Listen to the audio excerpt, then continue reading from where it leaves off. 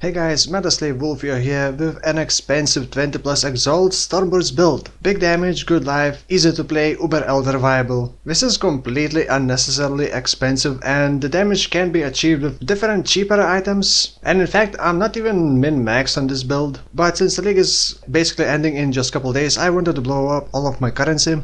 Initially I wanted to go with the Unnatural Instinct unique jewel, but it would have costed all of my currency that I had, and I wouldn't have anything else left to buy other items. So instead I went with the free Might of the Meek, which I never did before. Which turns out to be not that expensive, it's like, I think I paid 50 chaos each. But the most expensive item in my build is Owl's Uprising unique amulet, which at the moment when I bought it I paid around 10 exalts and now it's over 20 exalts. This amulet basically allows me to reserve another aura, but you actually can do it without this amulet and just get a good crit amulet or physical damage as extra element damage amulet, and the build would end up costing like 4 or 5 exalts only. Now the reworked Storm Burst is actually very strong, but it's also a bit unique because increasing skill effect duration improves the damage quite a lot, but I actually didn't really like this part. It works really well when you can face tank the boss or for example against the Shaper, but against Uber Elder when you need to move a lot and you cannot ramp up all the damage, it becomes less effective. Despite not being able to fully ramp up my damage against Uber Elder, I still managed to do it because I just had so much damage, even despite me failing a lot. Another thing about Storm Burst is it's not actually really that good for clear speed. You kind of want to supplement it with some kind of explosions like Herald of Ice, Impulsa, exploding weapons or something else. Plus, you want increased AoE for the clear speed, but if you get increased AoE, it also spreads out those orbs even more and it makes it harder to overlap. It same goes like with the Firestorm. The more AoE you get, the less it overlaps. So in fact I have no increased AoE on the passive skill tree. Another quick tip when making Storm Burst build is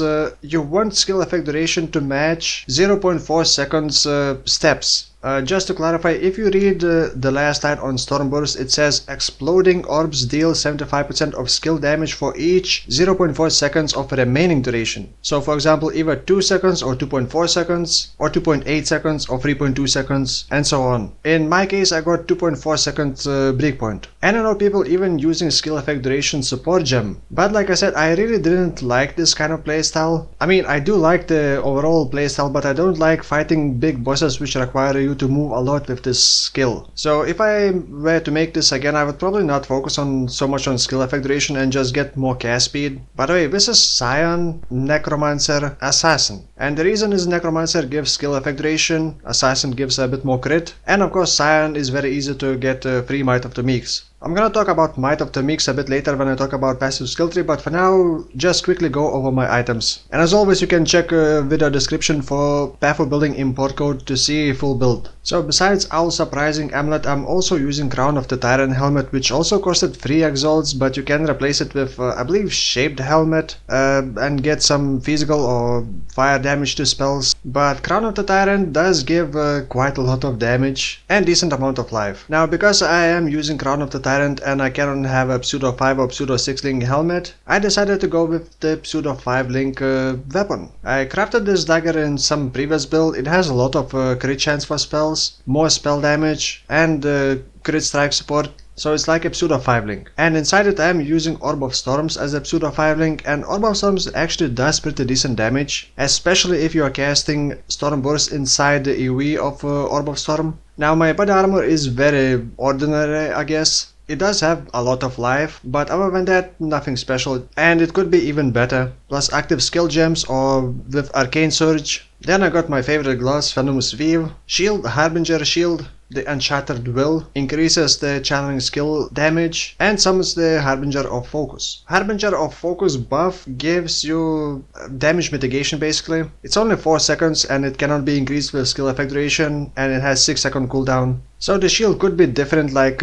spell damage shield with crit chance, more life. Next, one of the rings, Assassin's Mark on Hit ring. Another ring with lightning damage leech and decent amount of life. Belt with damage and life. Boots, nothing too special, just life. Resistance as movement speed. To quickly mention my skills, Storm Burst is linked with phys to lighting, infused channeling, lighting penetration, efficacy, and arcane surge level 15. I got clarity, Hatred, Wrath, linked with Enlighten level 4, but actually you don't need level 4 Enlighten. Orb of Storm in my weapon is linked with Control Destruction and Elemental Focus. For a bit of extra damage I have Cast and Damage Taken linked with Wave of Conviction, which applies Lighting Exposure, which makes enemies lose 25 Lighting Resistance. Lighting Golem for a bit more cast speed, while Righteous Fire for more damage, which I always forget to use. You may have noticed that I don't have a Quicksilver Flask, but at first I was only using one life flask and the fifth was Quicksilver Flask, but I just could not survive with just one life flask. But that is just me. The main flask is Diamond Flask with the increased critical strike chance during flask effect mod, which you get from the Mastermind fight, which I haven't done a single one this league, so I actually bought this flask. Some flask to remove chorus and then Atziri's Promise for extra leech and extra damage. Since Storm Burst is actually physical spell converted into lighting, Atziri's Promise like double dips on the damage. It gives physical as extra heals and then that converted elemental damage as extra heals.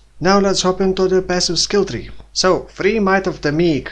And there are areas where 2 or even 3 of them overlap. Now, what Might of the Meek does is have 50% increased effect of non-keystone passive skills in radius, but notable passive skills in radius grant nothing. So let me just show what these nodes give me. So the life nodes, 3 of them give 10% each, and then the other ones give 7%, and then the biggest one is conveniently outside the range, so it still gives 14% increased life. So the Scion life wheel actually gives me 72% increased life. Next, the resistance nodes gives 45% all elemental resistance. Of course, the big sentinel node gives nothing. Next, let's look at the skill effect duration. The upper one gives 15%, didn't take the last one because it would give nothing. Then the bottom ones give 20% each, so that is 70% increased skill effect duration and another 20% from the Necromancer, so that's 90%. Next, the crit nodes. 37, 37 and 30% crit multiplier. That's like over 100% crit multi for 3 nodes. Well, 4 nodes. It also gives 2 15% spell damage and 20% spell damage node. Cast speed 7%, 7% and 6. And then actually let's not forget about the mana. 20%, 20%, 20% and another 15% mana regen. Why do I keep saying 15? 50% mana regen. And that's actually pretty needed because Storm Burst with a lot of cast speed does cost a lot of mana. Next I got Watcher Side, nothing too expensive, like 20, 30, maybe 40 hairs. Brave Watcher Side, but you can use something different like